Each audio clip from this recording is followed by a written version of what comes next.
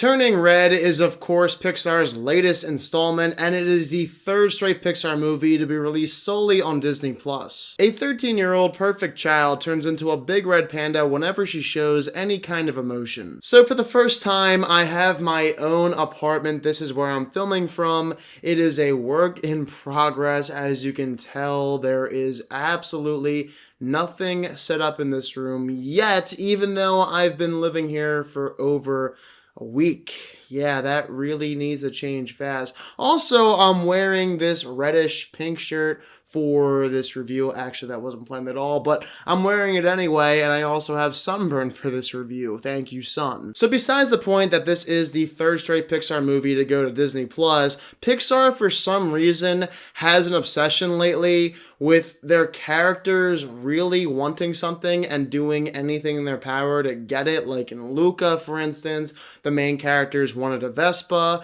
and in this movie, the four main girls want tickets to a boy band concert. That's just something random I noticed while watching Turning Red. As a matter of fact, this is one of the most random Pixar movies I've ever seen. And that has absolutely nothing to do with the plot, believe it or not. It's mostly with the movie's execution.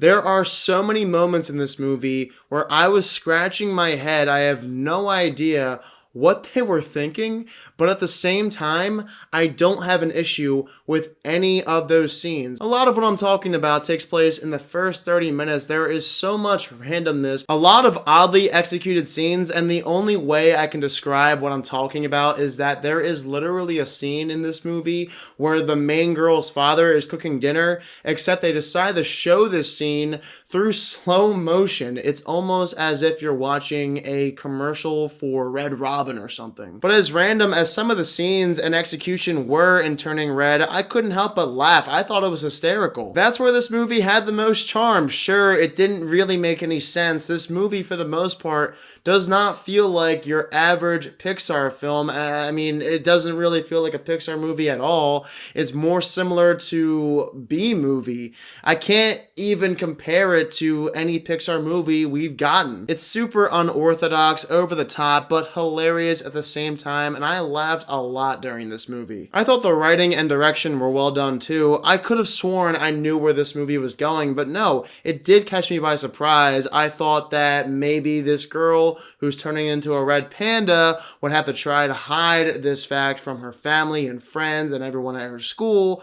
but that's not where this movie goes. So it certainly wasn't a predictable Pixar movie, and I cannot say the same about many Pixar movies from the 2010s. Again, the movie's really funny too, even if some of the scenes were unintentionally funny. There is a scene with a boy band. I'm not sure if it was meant to be funny, but I found it hilarious. Lastly, Turning Red is one of the most beautiful Pixar movies to date. It is out of this world stunning. Some of the shots in Turning Red legitimately look like they were shot in real life. That's how realistic some of the cinematography looks in Turning Red. Now, some people are calling Turning Red a masterpiece. I don't agree. This would not be on my greatest Pixar's hits list. Part of that is because Pixar has made so many of my favorite films of all time that I couldn't possibly put a movie like Turning Red anywhere close to my top 10 Pixar movies. But also, the mother-daughter shaky relationship storyline isn't anything new, nor is the hiding of a new identity storyline, and that is exactly what makes up Turning Red's base. If you take away those elements,